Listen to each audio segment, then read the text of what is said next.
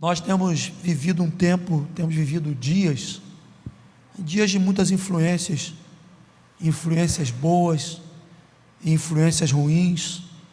Nós estamos num mundo chamado mundo globalizado, onde as informações e as comunicações, elas acontecem de uma forma como nunca se viu na história da humanidade. E dentro dessa realidade, nós devemos ter cuidado. Cuidado com o quê?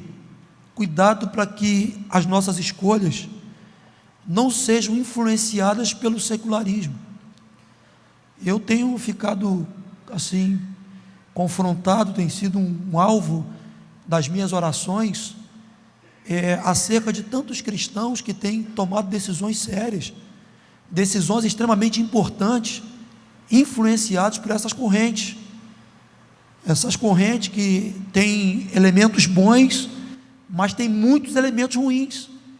Eu até arrisco em dizer que acho que a maioria das influências da globalização são influências negativas, e o cuidado que eu tenho tido, que tem vindo ao meu coração, é um cuidado de que nós não sejamos influenciados por esse forte secularismo que se encontra aí nos meios atuais de comunicação.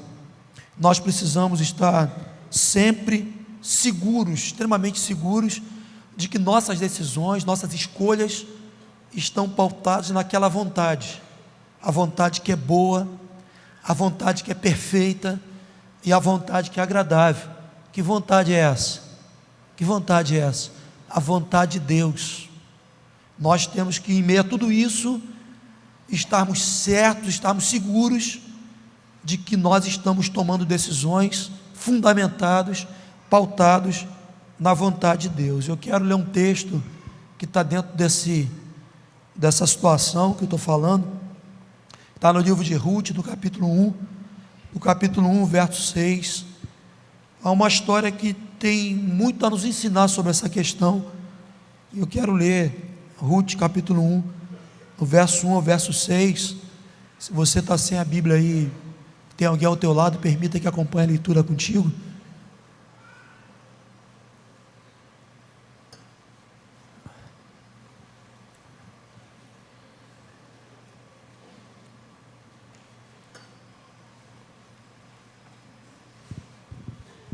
Quantos encontraram aí, diz amém. Quantos ainda não encontraram, diz misericórdia. Eu vou esperar então um pouco.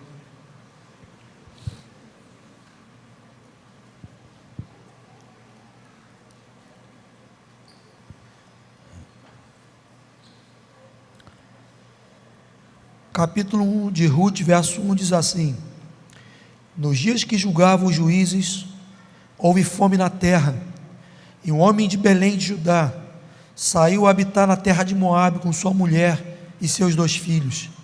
Este homem se chamava Elimeleque, e sua mulher Noemi. Os filhos se chamavam Malom e Quilion, efrateus de Belém de Judá. Vieram à terra de Moabe e ficaram ali. Morreu Elimeleque, marido de Noemi, e ficou ela com seus 2 filhos, os quais casaram com mulheres moabitas. Era o nome de uma órfã e o nome de outra Ruth, e ficaram ali quase 10 anos. Morreram também ambos, Malom e Quilion, ficando assim a mulher desamparada de seus 2 filhos e de seu marido. Então se dispôs ela com suas noras e voltou para a terra de Moabe, porquanto nesta ouviu que o Senhor se lembrara do teu povo, dando-lhe pão.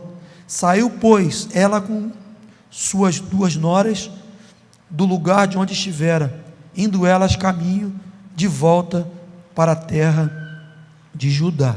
Amém. O texto diz que um homem chamado Elimeleque saiu da terra de Belém de Judá com sua família, sua mulher, chamada Noemi, e seus 2 filhos, chamados Malom e Quilion. E o texto diz que ele foi para uma terra chamada Moabe. E o que motivou Elimeleque tomar essa decisão, o que motivou Elimeleque sair da terra de Belém, como nós vemos no texto, foi uma questão circunstancial. Na terra de Belém havia fome, na terra de Belém não havia pão.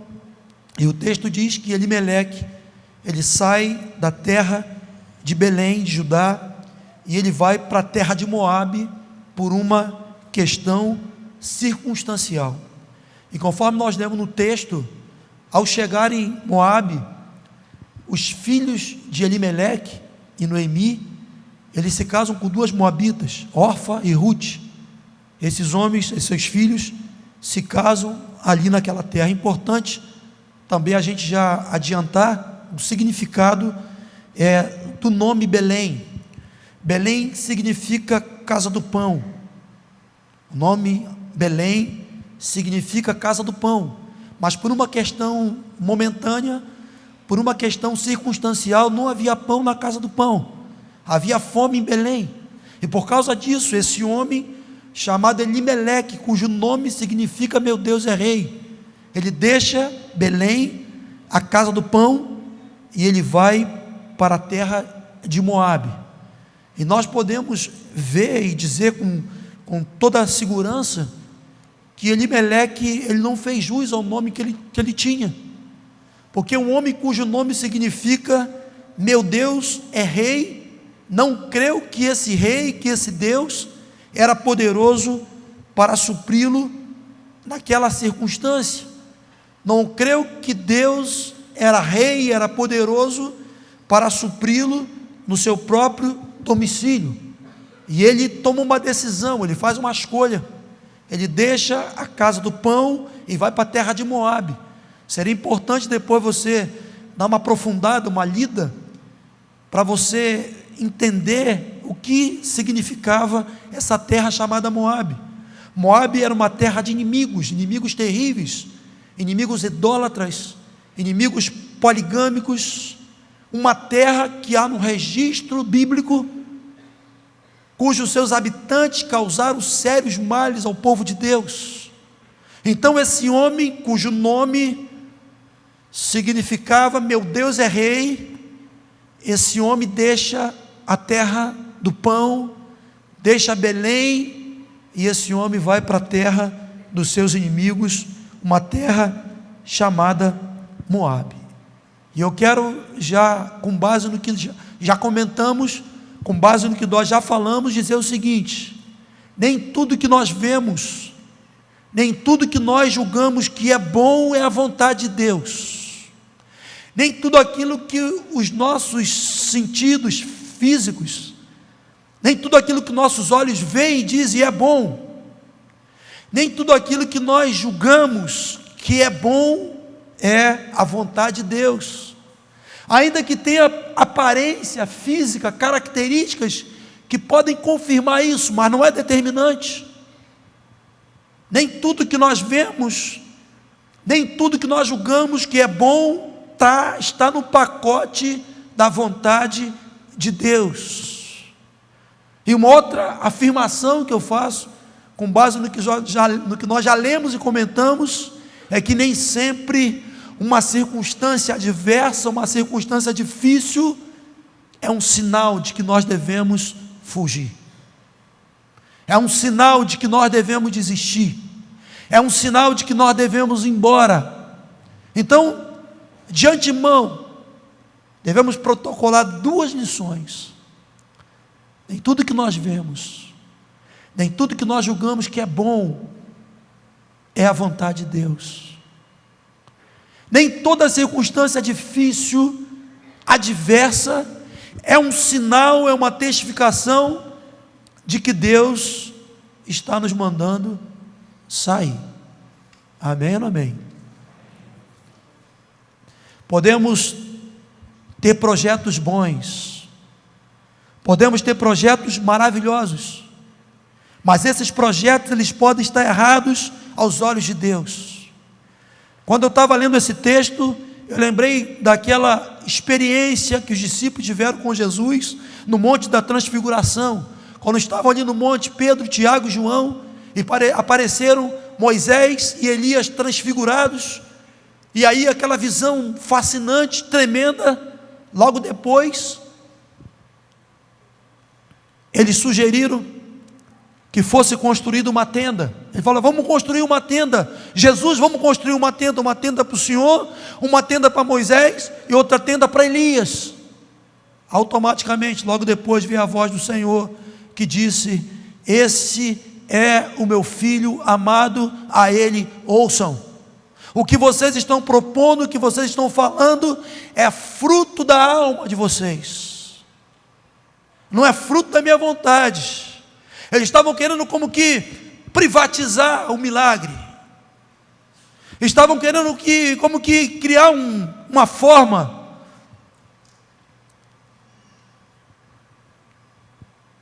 de privatização daquele mover. Mas o Senhor interrompeu e disse: olha, esse é o meu filho amado, vocês vão ouvir ele, porque o plano que eu tenho através dele é muito mais do que isso. Isso é uma experiência, não é um plano que eu tenho para que vocês possam viver. Então, nós podemos ter projetos bons, mas esses projetos podem estar errados aos olhos de Deus. Tudo que não nasce no coração de Deus é obra da carne, amém ou não amém?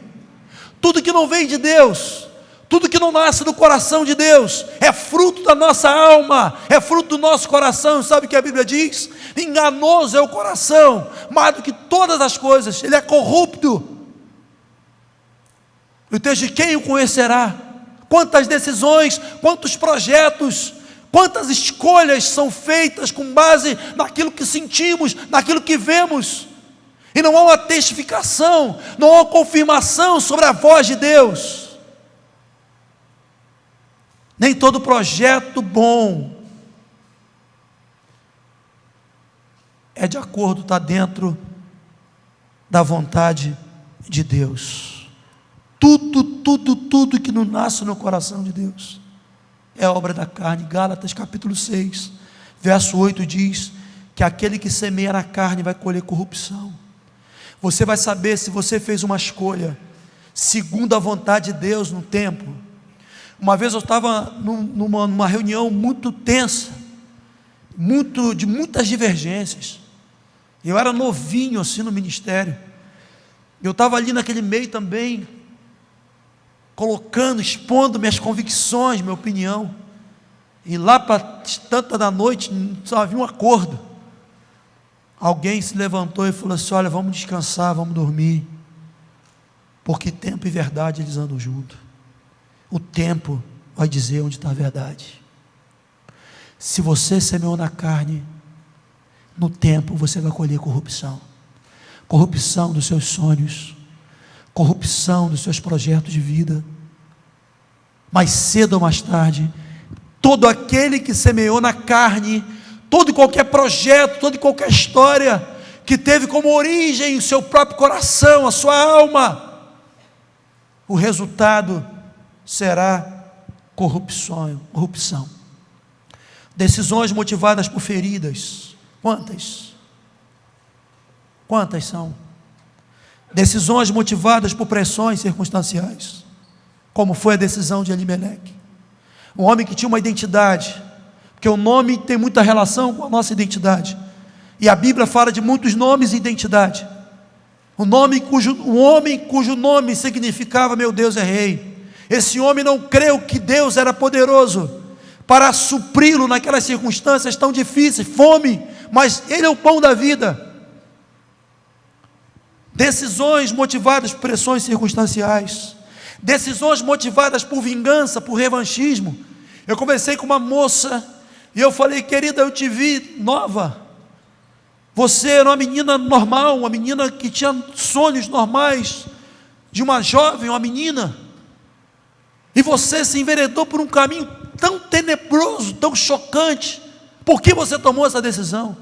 E ela pensou e disse: eu tomei essa decisão para ferir os meus pais, porque eu estava com ódio dos meus pais, e eu tomei essa decisão para ferir meus pais. Meu Deus do céu, quem foi ferido nessa história? Quem colhe as consequências dessa decisão até hoje? É ela mesma, mas decidiu. Nós conversamos com pessoas envolvidas, inseridas em muitos sofrimentos, dores, cadeias, e muitas das vezes a razão desse quadro é uma decisão fora da vontade de Deus. É uma decisão que veio, que se originou de uma motivação errada, uma motivação na carne. E quando se decide na carne, se colhe corrupção. Então são decisões fundamentadas por vingança, por revanchismo, decisões fundamentadas por egoísmo, decisões motivadas por ambição, enfim, decisões na carne.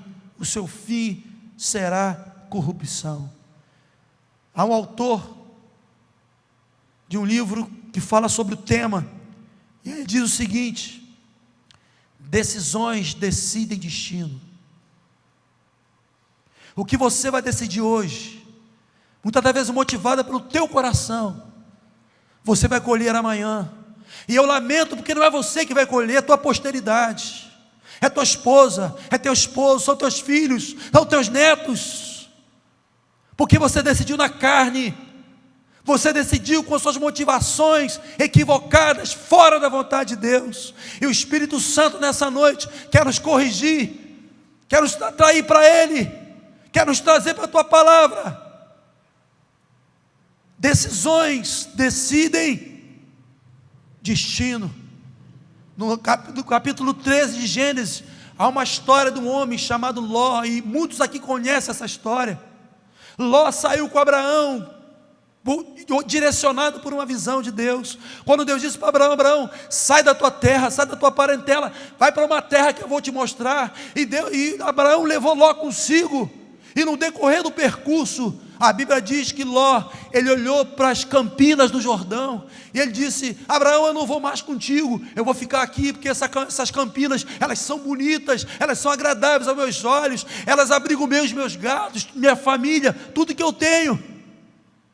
Mas aquela visão egoísta, ambiciosa de Ló, o impediu de ver que naquelas lindas campinas tinha dois lugares terríveis chamados Sodoma e Gomorra. E por causa dessa escolha de Ló, suas filhas foram abusadas, sua esposa morreu, sua vida foi arruinada, sua história foi arruinada, por causa de uma escolha motivada por um coração ambicioso, por um coração egoísta. Decisões decidem destino, decisões determinam o que será o teu futuro. E nós temos que estar seguros de que nós decidimos segundo a vontade de Deus. Essa questão de decisões carnais, elas se tornam mais complexas quando essa decisão na carne é espiritualizada. Porque há pessoas que estão tão obstinadas que elas arrumam argumentos para espiritualizar a tua carne. Ela disse que Deus disse, quando Deus não disse coisa nenhuma. Disse: Deus falou comigo, alguém falou comigo, Deus falou comigo, que eu não devo mais andar com esses irmãos. Eu digo: Deus não falou contigo, porque Deus é pai, e pai não divide uma família, o teu princípio é divisivo. Ele falou: que é isso, que palavra foi? Então você me diz, você me prova pela palavra, abre as escrituras, diz para mim a base da tua decisão, se essa base é de Deus. Deus é pai, Deus quer uma família de muitos filhos semelhantes a Jesus. Deus quer provar o teu amor, o meu amor, andando com o diferente, andando com a divergência, suportando em amor, orando, crendo que a nossa leve e momentânea tribulação não se compara com o peso de glória do porvir, crendo que o choro pode durar uma noite, mas a alegria virá pela manhã, diz o Senhor. Crendo que a situação que você vive hoje, ela está difícil, não tem pão, mas vai ter pão. Que terra que você está? Se você está em Belém, fica tranquilo, porque Deus vai enviar o seu pão. Não se desespere, não angustie o teu coração, creia que o Senhor se lembrará de ti. Mas que os nossos corações jamais sejam inclinados para que venhamos a tomar uma decisão qualquer que seja na nossa carne. Elimeleque não creu que Deus era poderoso para supri-lo. Talvez você esteja aqui hoje como Elimeleque. Você começou bem, Você tem uma identidade, você tem uma marca. É possível que você esteja muito tendenciosa a tomar uma decisão baseado nas circunstâncias, naquilo que teus olhos estão vendo. É possível que você seja tendencioso a tomar uma decisão em cima daquilo que você está sentindo. Mas isso não é determinante. Você precisa buscar a vontade de Deus. As circunstâncias, elas não anulam as promessas de Deus. Isaías capítulo 40 diz: os que esperam no Senhor renovam suas forças, sobe com asas como águia, caminham e não se cansam, correm e não se fadigam. Em quem você tem esperado? Onde você tem colocado a tua esperança? Quais são os meios que têm influenciado suas decisões? É o Google. Eu vou lá no Google para saber o que fala esse tema. Aqui, achei um que fala o que me agrada. Olha aqui, nós muitas das vezes não devemos ser norteados por aquilo que nós queremos ouvir, mas aquilo que precisamos ouvir. A palavra de Deus não há variação de dúvida. A palavra é única, a palavra é segura, a palavra é lâmpada para os nossos pés. E nós devemos estar firmes e seguros nessa palavra. Os que esperam no Senhor renovam suas forças, amém? Renovam suas forças, correm e não se cansam, caminham e não se fadigam. Olhe para mim, já estou terminando. Consequências, escolhas erradas, tem consequências. Você leu aqui no texto, o texto diz que Elimeleque morreu. Elimeleque chegou na terra de Moabe, morreu. Depois morreram seus filhos, morreu Malom. Malom, o significado desse nome é fraco, doente. Ele morreu. Quilion morreu também. Esse nome significa triste, significa esgotado. Decisões erradas geram fragilidade e morte. Morreu Elimeleque, morreu Malom, morreu Quilion. Decisões erradas, elas têm consequência. Ficou uma viúva, com Ruth e com Orfa, com suas duas noras. E o texto diz que Deus se lembrou de Belém, Deus deu pão para Belém. Olha que doideira. Era melhor ter aguentado aquele tempo lá, com fome, esperando, não é verdade? Preservava a família toda. Se precipitaram, foram para Moabe. 3 vidas foram embora. Voltaram para a terra, porque Deus se lembrou e Deus deu pão. Às vezes é melhor você suportar a tribulação que você tem passado.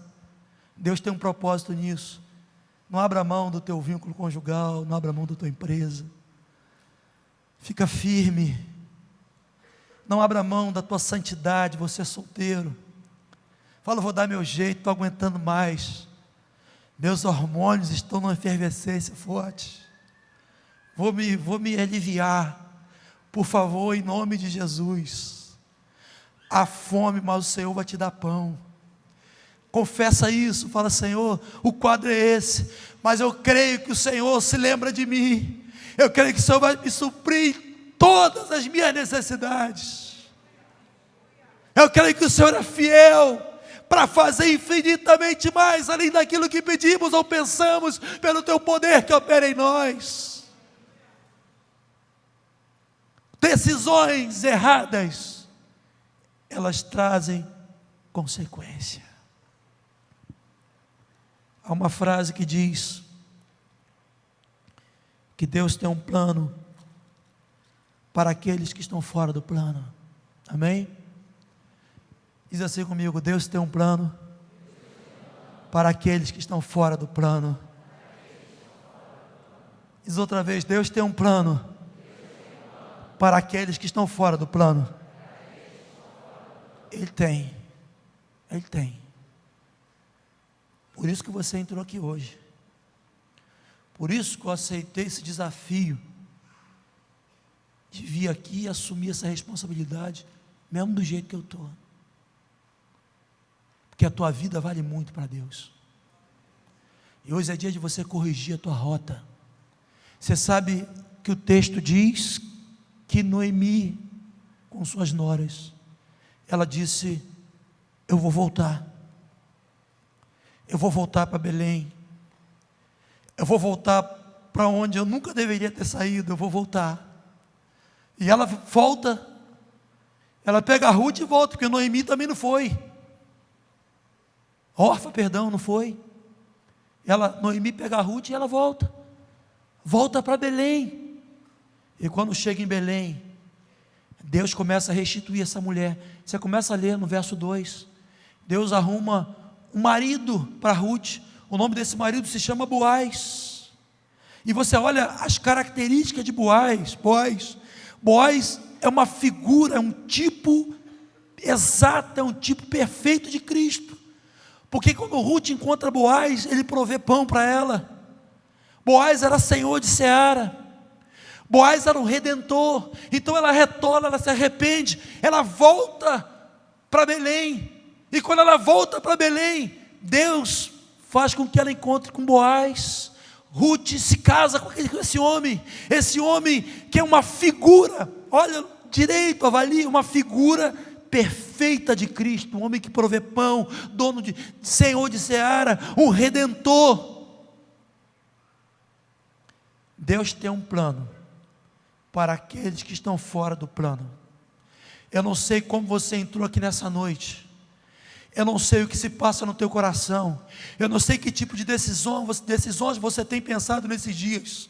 Você tem refletido, você tem falado, você tem publicado: eu vou fazer. Mas eu quero te dizer uma coisa: é possível que a sua decisão seja uma decisão na carne, seja uma decisão motivada por circunstância, e o Senhor te diz: não faz isso, espere em mim, confie em mim, porque eu farei. Deus tem um plano para você. E eu quero orar por você nessa noite.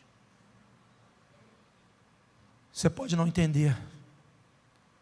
Você pode puxar teu armário e não ter mantimento.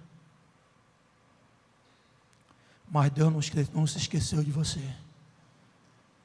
Tudo que Deus tem falado a teu respeito, Ele vai cumprir. Independente do que faça ou deixa de fazer. Independente do que você tem ou não tem, Ele é poderoso para fazer.